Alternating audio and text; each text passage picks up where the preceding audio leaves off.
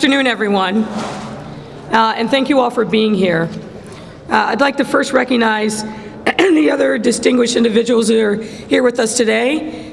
Chicago Department of Public Health Medical Officer Jennifer Suh, Chicago Federation of Labor President Bob Ryder, wave your hand, Bob.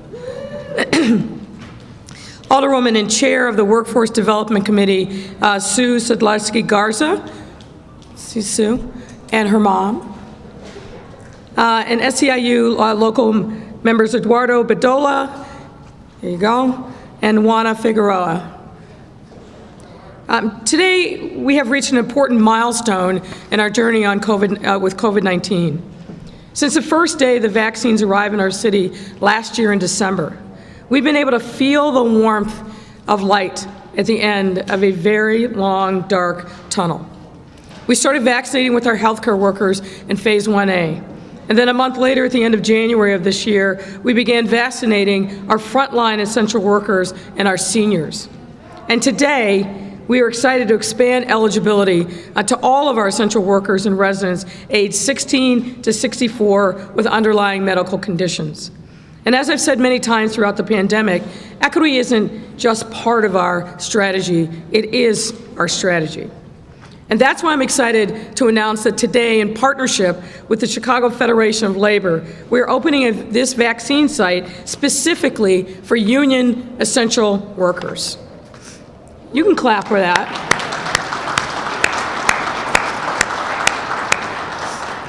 We all know this, you all know this, but it bears repeating. Chicago is 100% a union town.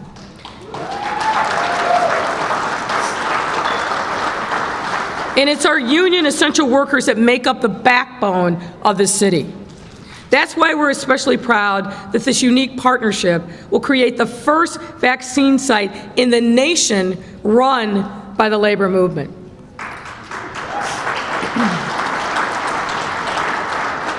As well as further our equity-based vaccination strategy by getting vaccines to our Black and Latinx residents who have disproportionately borne the brunt of this terrible pandemic, and have kept our city running by serving Chicago in essential roles. This site will be open to union workers who live or work in the city of Chicago, and it will not only serve newly eligible union workers, but those who were eligible under phases 1A and 1B as well. It's also expected to handle approximately 1,200 vaccinations per week and ramp up to 5,000 to 6,000 as vaccine supply increases. Interested union members should visit chicagolabor.org/vaccine. That's chicagolabor.org/vaccine.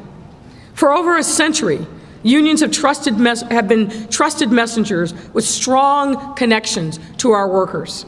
And it's thanks to this partnership that we will be able to reduce vaccine hesitancy, advance our equity goals, and most importantly, get this life-saving vaccine to the workers who need it most. And let me also just say this, to the union members who are here, you see your brothers and sisters outside, down the block, anxious to get this life-saving vaccine. I want to thank you on behalf of a grateful city for everything that you have done every day through this pandemic, through thick and thin, working your tails off to make sure that we could deliver for the people in this city. So thank you all very much.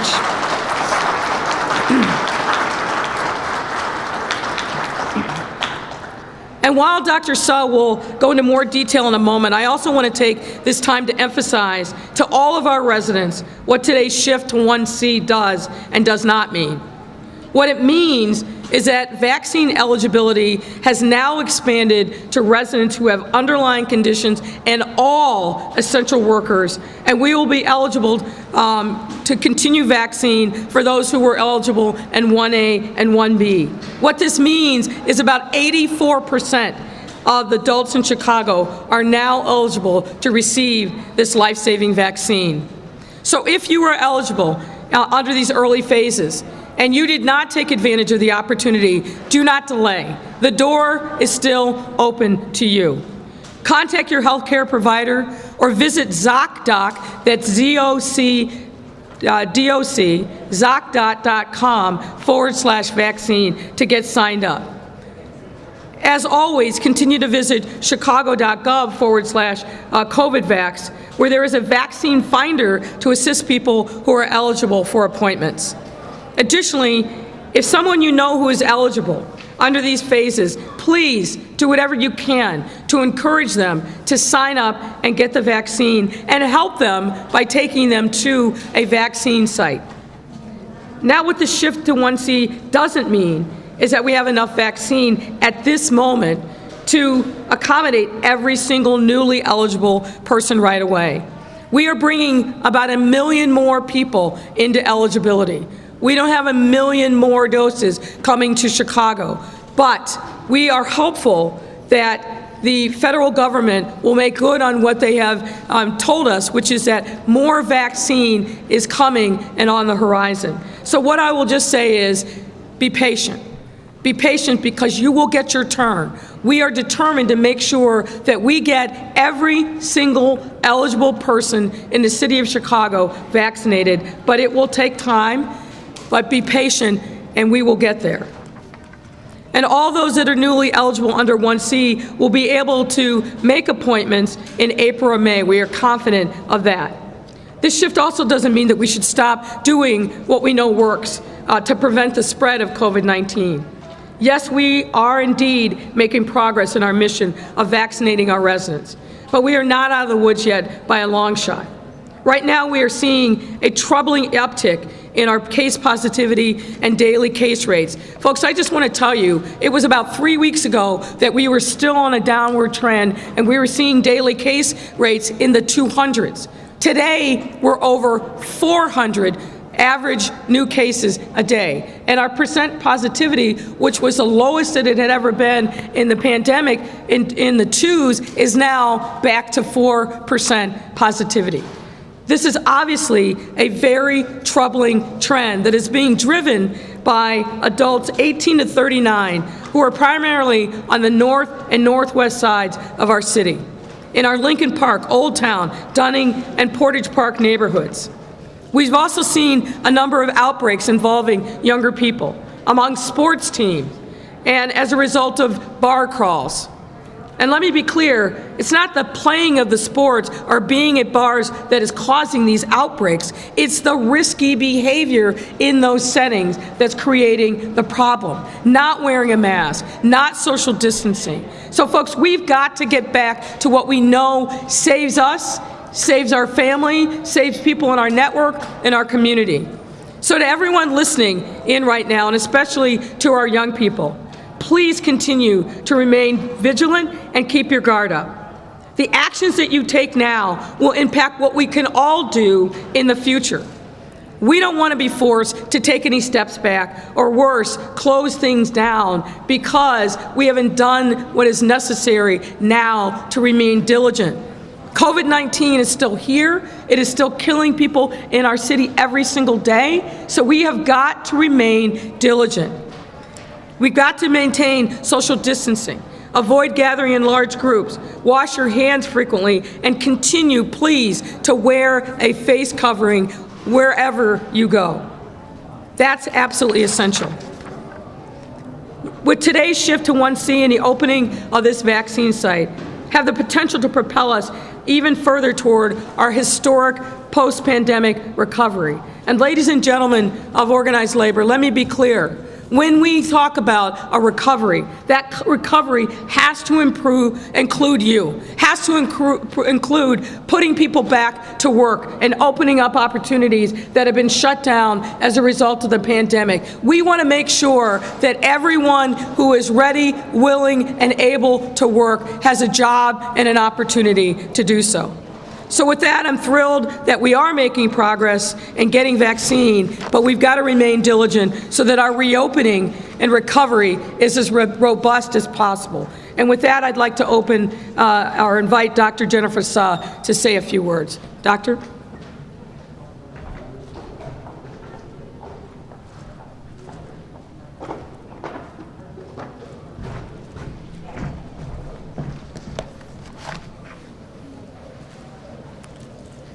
Thank you, Mayor. Good afternoon. I'm Jennifer Sudd, Chief Medical Officer at the Chicago Department of Public Health. I'm excited to announce that today Chicago, on schedule, moves into Phase 1C and expands COVID-19 vaccine eligibility to all of our city's essential workers and residents ages 16 and over with underlying medical conditions. With this expansion, as the mayor mentioned, about 84% of Chicagoans are now eligible to receive the vaccine. Now, all essential workers, many of whom are union workers, and including restaurant employees, clergy members, construction workers, delivery drivers, and warehouse workers, whose hard work has ensured our city continues to endure despite the challenges of the pandemic, can get protected with the vaccine. With this movement forward into Phase 1C, we also provide protection to those at increased risk of severe illness or death from COVID-19 due to underlying health conditions. For example, individuals with cancer, diabetes, heart conditions, lung diseases, decreased immune systems, and pregnancy. A complete list of eligible underlying conditions and essential workers can be found on our city's vaccine website at chicago.gov/covidvax. Those already eligible under Phases 1A and 1B will remain eligible. Importantly, we must continue to prioritize our seniors who are particularly vulnerable to severe illness or death from COVID-19. To date, 55% of Chicago seniors have received a first dose of vaccine. And while this is progress, we must continue to keep focus on protecting our seniors as we move into this next phase. If there's anyone in your life who is 65 or older, please help them make and get to a vaccine appointment. As a reminder, appointment assistance is available for Chicago seniors by calling 312-746-4835. It's important to keep in mind that while the list of those eligible for vaccination expands, vaccine supply and appointments are still very limited. And as the mayor mentioned, patience will be key. As with our previous phases, Phase 1C will roll out over several weeks, and the vaccine will be offered to all eligible Chicagoans throughout April and May. As vaccine supplies increase, everyone who wants a vaccine will get one. Additionally, beginning today, to ensure Chicago residents can better access vaccine appointments in our city, City of Chicago-run vaccination sites will only schedule appointments for Chicago residents ages 18 and over. The best way to schedule an appointment remains by contacting your healthcare provider.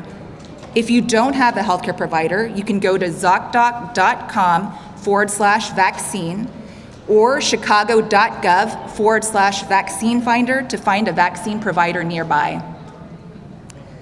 While we've made great progress, especially in focusing vaccine outreach to communities hardest hit by the pandemic, as the mayor mentioned, we've seen some very concerning data of late. COVID-19 case numbers have been on the rise again, with increases in particular among young adults. In the last week, the city's test positivity rate has risen to 4%, and new daily cases are now over 400 when they were under 300 just 2 weeks ago. Vaccinating those at highest risk will have a big impact in driving case rates down. But we need to make sure we beat the race against the virus by continuing to wear masks, social distancing and not gathering in large crowds, and getting your vaccine when you're eligible. Thank you, and I'd now like to welcome Chicago Federation of Labor President Bob Reiter.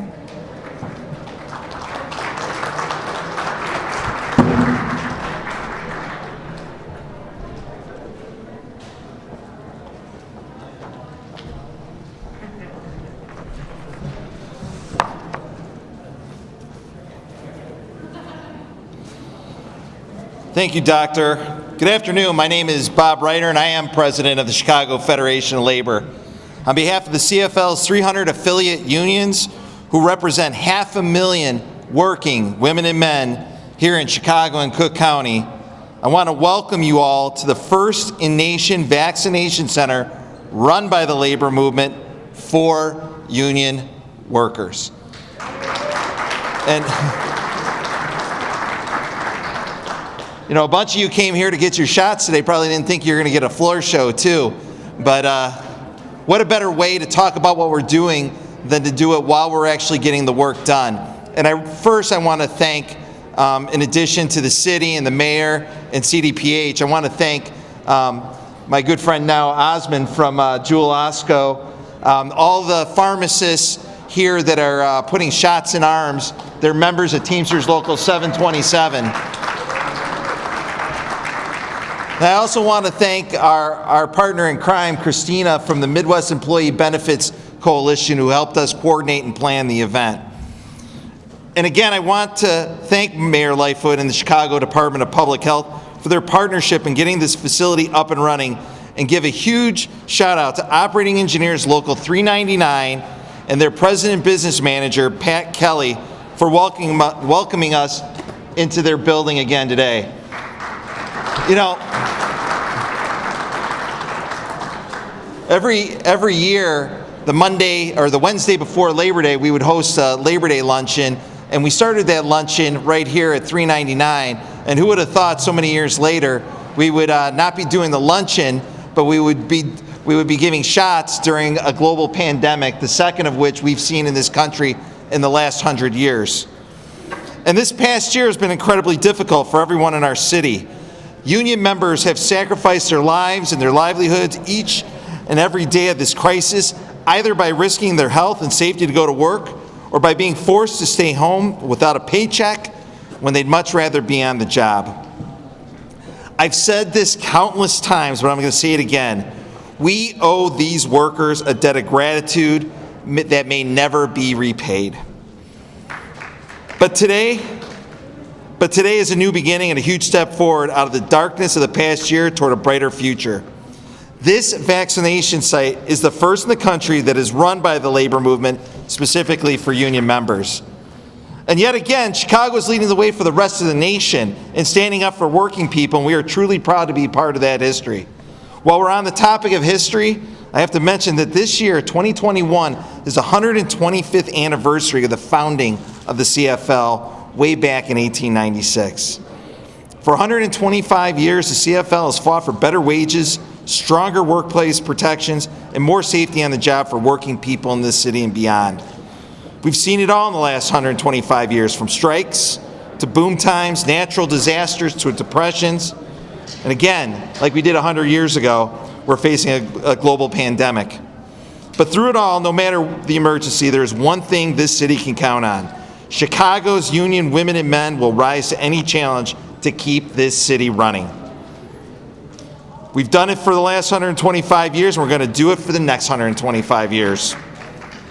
We're going to be working with our affiliate unions over the coming days to make sure we can get the vaccination word out as quickly as possible and with a focus on equity.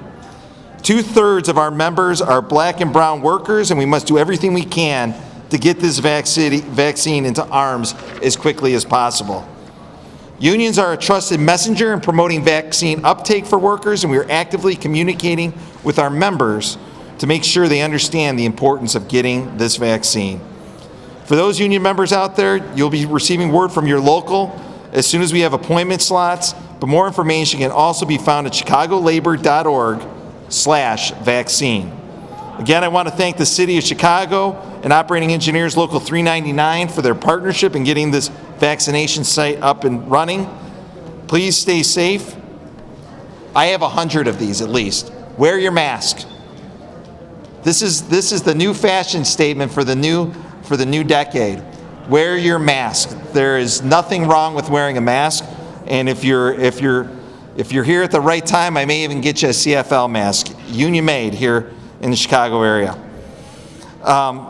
Let's move this pandemic. Let's move past this pandemic once and for all. And now I'd like to introduce my good friend, daughter of oil can Ed Sedlowski, daughter of the steel mills on the southeast side of the city, my good friend and alderwoman of the 10th Ward, Alderman Sue Sedlowski Garza.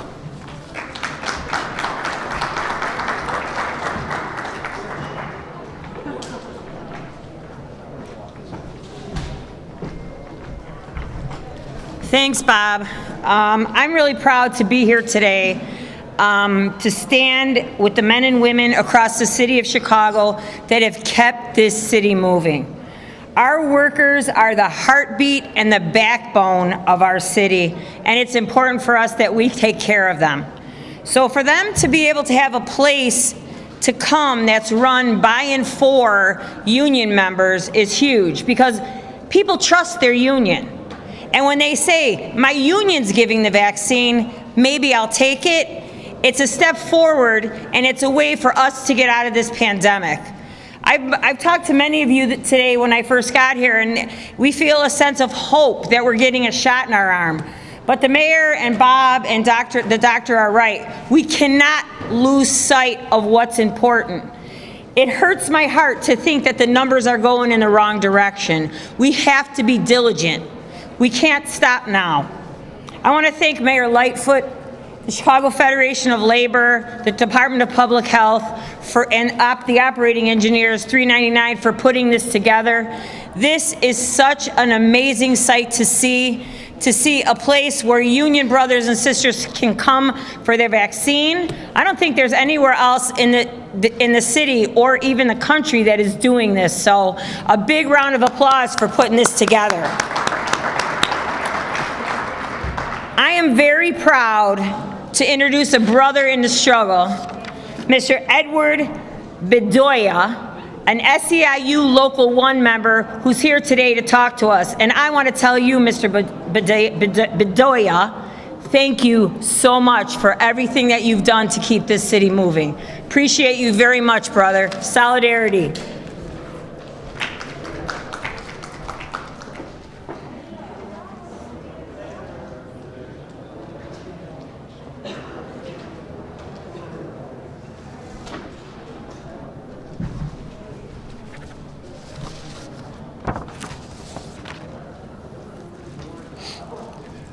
Muy buenas tardes, mi nombre es Eduardo Bedoya, soy un lavaventanas de los edificios más altos del centro de Chicago y miembro del SEIU, el local 1. Llevo 12 años en este oficio y lavo ventanas, tal como el 150 North Riverside, durante toda la crisis de COVID-19.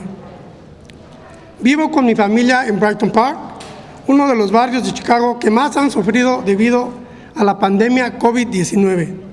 Estoy aquí hoy preparado, entusiasmado y listo para vacunarme contra COVID-19. Diariamente pongo mi vida en peligro a cientos pies de altura en el aire para proveer a mi familia. Esta decisión es para agregar otra capa de protección y seguridad para mis hijas y mis 3 nietos que viven conmigo. La vacuna para mí significa proteger a los seres que quiero y los que están cerca de mí, de manera que no nos enfermemos unos a otros. Es urgente que miembros de nuestras comunidades se vacunen. Tenemos que protegernos unos a otros de manera que nuestras comunidades estén seguras para todos.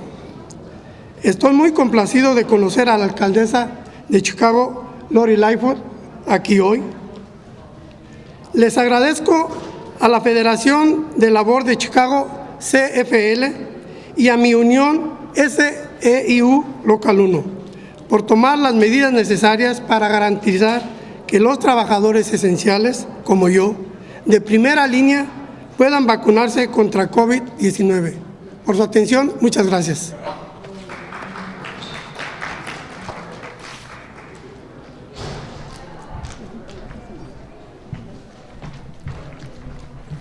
Good afternoon. I'm Lupita Aguila, the Director of the Residential Division with SEIU Local 1. I will be translating for Mr. Bedoya. Good afternoon. My name is Eduardo Bedoya. I am a window washer of some of the highest buildings in the city of Chicago and a member of SEIU Local 1. I have been a window washer for 12 years, cleaning windows like those at the building 150 North Riverside throughout this crisis of COVID-19. I live with my family in Brighton Park, one of the neighborhoods in the city of Chicago most impacted by COVID-19. I'm here today ready and excited to receive my vaccine against COVID-19. Daily, I put my life at risk, hanging hundreds of feet in the air just so that I could provide for my family. This decision is to add an additional level of protection and security for my daughters and my 3 grandchildren who live with me. This vaccine to me means protecting those that I love the most and those around me so that we don't make each other sick. It's urgent for members in our communities to receive the vaccine. We must protect one another so that our communities are stronger. I'm very happy to meet the Mayor of the City of Chicago, Lori Lightfoot, here today, and thankful for the Chicago Federation of Labor and my union, SEIU Local 1, for taking these necessary steps to guarantee that essential frontline workers like myself can receive the vaccine against COVID-19. Thank you.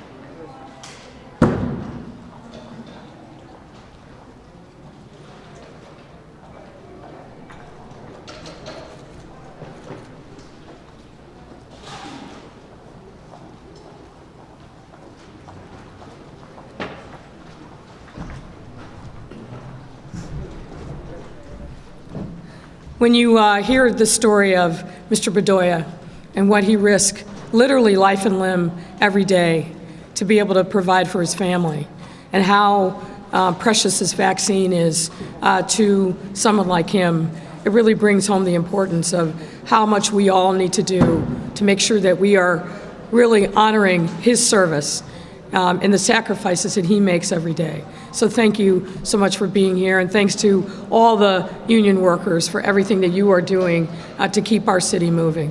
Happy to take questions at this time. Hi, Mayor. Heather Sharon, How are you? WTTW. Nice to see you again. I have quite a few, as you can imagine. Okay. Have you asked Governor Pritzker to take steps to address the imbalance of supply between downstate Illinois and the Chicago area? I've had a ton of emails from people who have driven up to 5 or 6 hours to get the vaccine. Is that something you've addressed with him directly? We really have been talking with the state primarily through IDPH, but I've also had conversations with the governor about balancing out the supply, particularly, as you know, we continue to vaccinate a significant number of people that live outside of the city of Chicago but work here. Look, the bottom line is we got to get everyone vaccinated, but certainly those conversations about what we can do to share and lighten the load are important, and those discussions continue. As you noted, today is the first day since mid-February that Chicago is averaging more than 400 cases per day, and Dr. Arwady said that would be an indication of significant concern. Yes. What are you waiting for before you start closing things down to stop this spread? Well, it's not that we're waiting, but, you know, if you think about where we were a year ago and where we are now, we've learned a tremendous amount about this virus. Still a lot that we don't know, but we also know that we can do things in a more targeted way and not have to shut down the entire economy and our way of life to be able to address certain issues. So like we've done before, we try to obviously educate people into compliance, and we're doing a lot of targeted messaging at the age demographic and in the specific geographic areas where we're seeing the largest uptick. We're doing a lot of outreach to places where they frequent, like bars, like restaurants, but also gyms and other things. And we're hoping that we will see some progress through those outreach efforts. If not, then obviously we know other steps that we can take. But you know, I said this when we finally were able to open back up. The last thing I want to do is have to close back down. We've seen that happen across the country. It is disastrous for businesses, for employers, for employees, and that's the last thing we want to do. So we're going to try to be a little more targeted and strategic with our intervention efforts. Looking back to mid-February, is there anything you would do differently then if you had known that by the end of March, mid-March, you'd be facing a significant increase in COVID-19 cases? Well, we've been very consistent throughout to make sure that we are reminding people that even though we were making progress, we were not out of the woods. I think in every public statement that I make about the pandemic, I talk about being in this long, dark tunnel. We're not out of it yet, and we won't be out of it for some time. You know, when I wake up, the first formal call that I have every morning is about COVID-19. The first voice on that call is typically Dr. Arwady telling us what the rolling averages are for cases, for deaths, for hospitalizations, for vaccines. So it's a very sobering way to start your day, but I am very, very clear, and I hope everyone else is in the sound of my voice, that we are not out of the woods. We've got a long way to go, and if we want to have a better summer this year than we had last year, we've all got to do the work now to make that a possibility.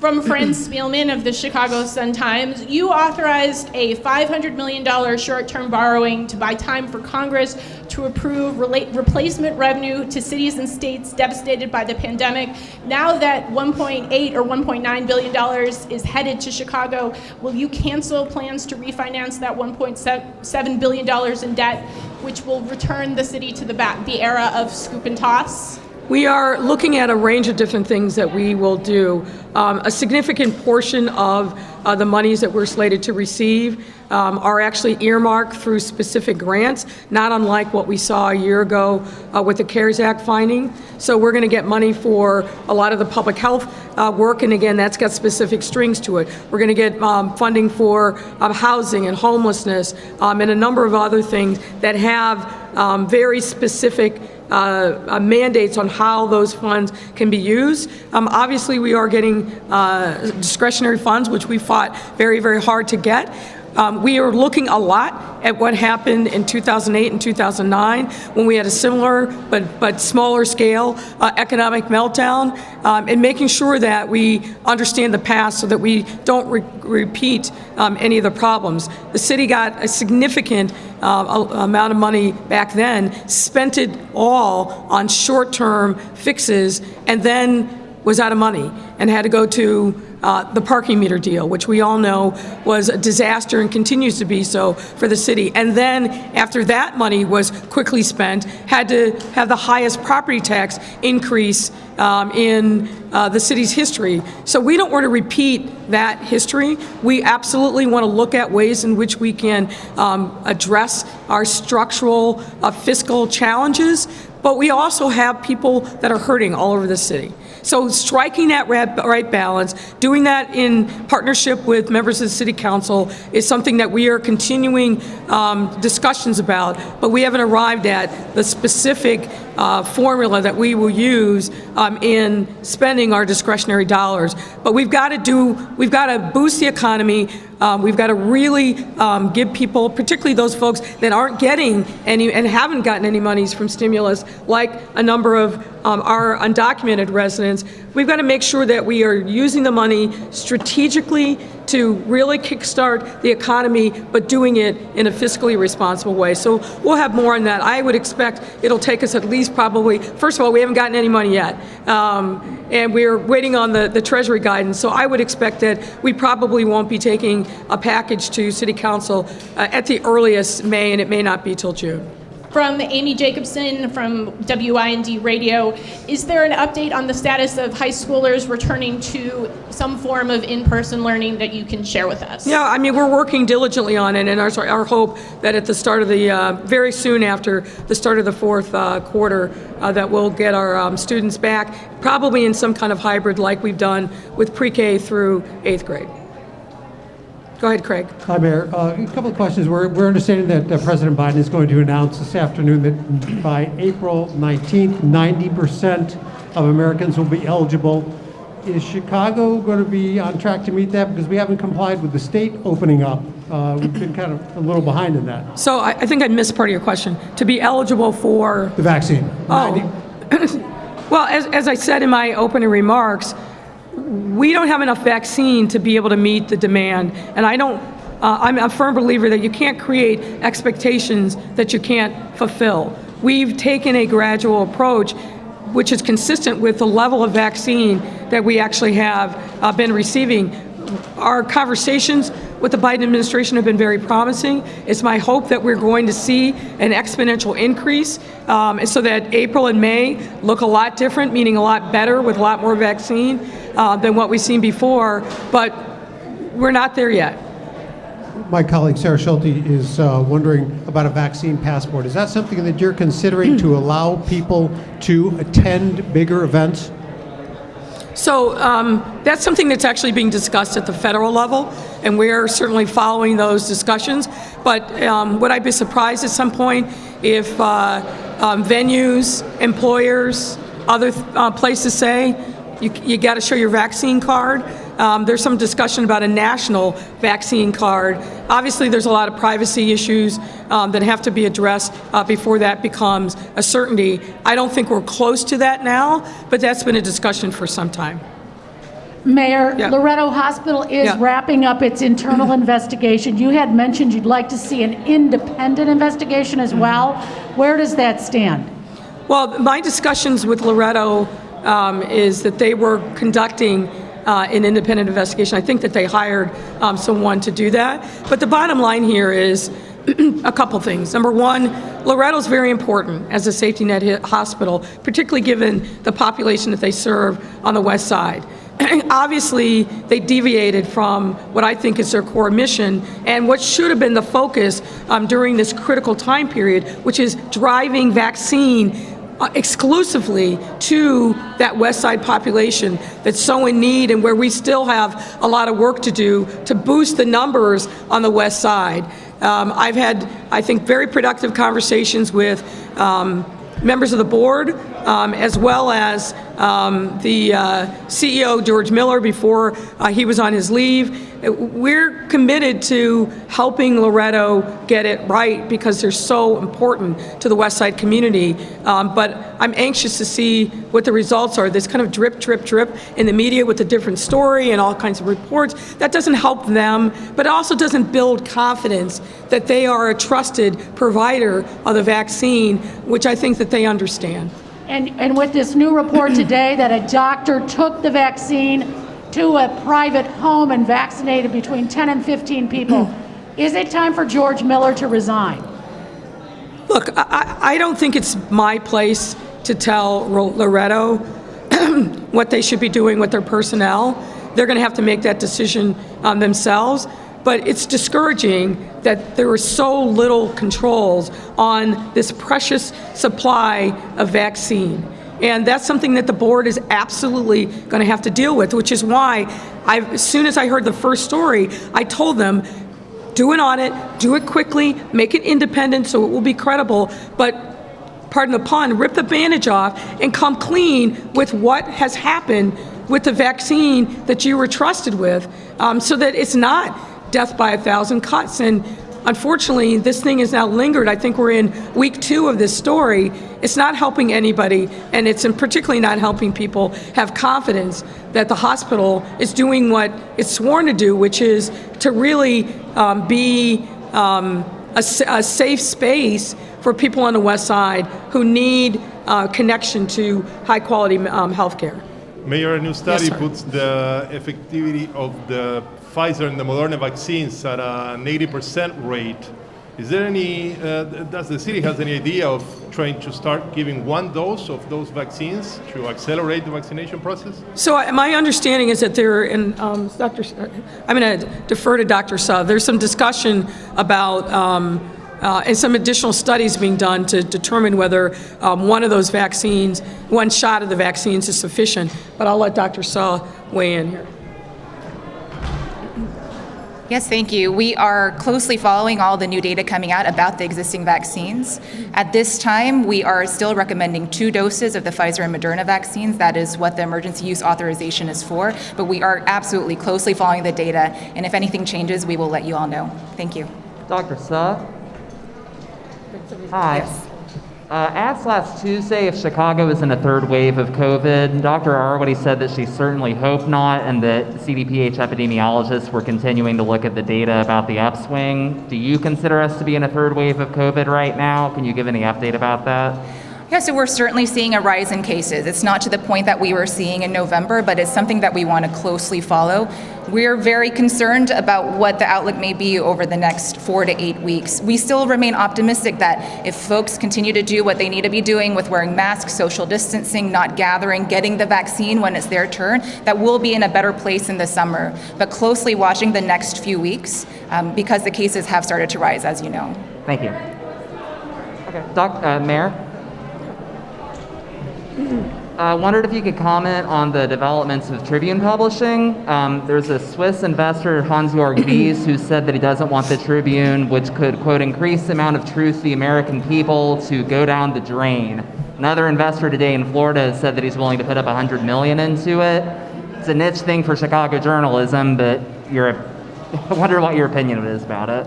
Well, look, I think it's absolutely essential that we have a vibrant and robust Chicago media. There's no question about it, for all the reasons that you know, not the least of which is you keep people like me accountable. But I think you do a job that no one else can do, which is really to invest the time to sort through the facts and provide people with unbiased reporting.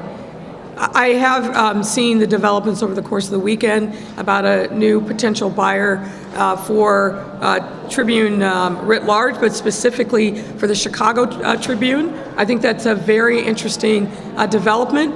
I also am very mindful of what Alden has done in other locations and how they have their ownership has resulted in massive layoffs of reporters and a kind of coverage that is I think one of the words I saw in one of the articles is a shadow of whatever the newspaper's former self.